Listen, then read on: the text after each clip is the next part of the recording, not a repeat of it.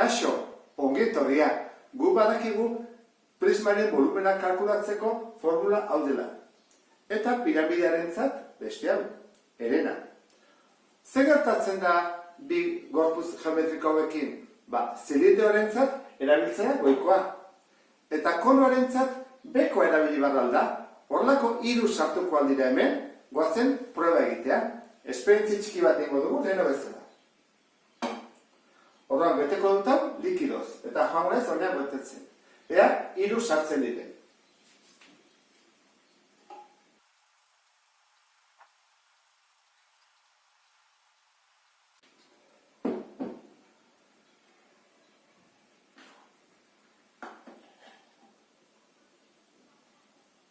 Hasiko gara.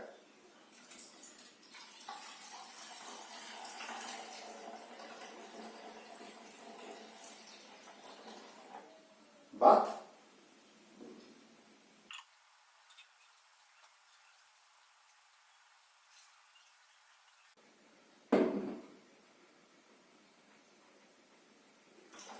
Bi.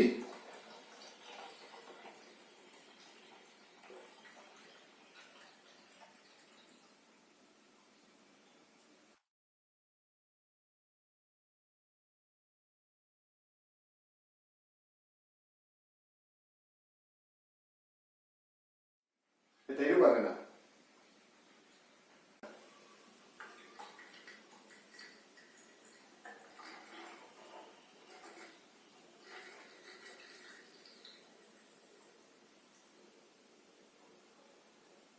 Hor, atzean, ez dakit aire betetzen.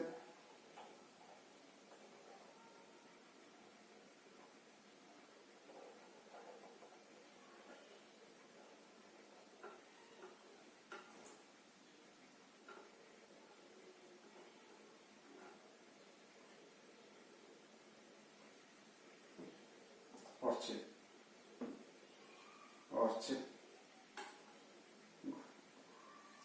Hor dago tarte bat eta sortu dalako poltsa bat, aire poltsa. Eta horrela, ikusten den bezala, horrelako 3 sartu dira zilindro honetan. Orduan, erabiliko dugu formula izango da oinaren azalera bider altura zati 3. Lehenengo zein behar dugu? Oinaren azalera kalkulatu. Zer da zirkulo bat? Zer da bere erradioa? 60-ren erdia, 30. Orduan, azalera berdin pi bider r berbi. Hori da pi bider 30 bider 30, 900, ez da?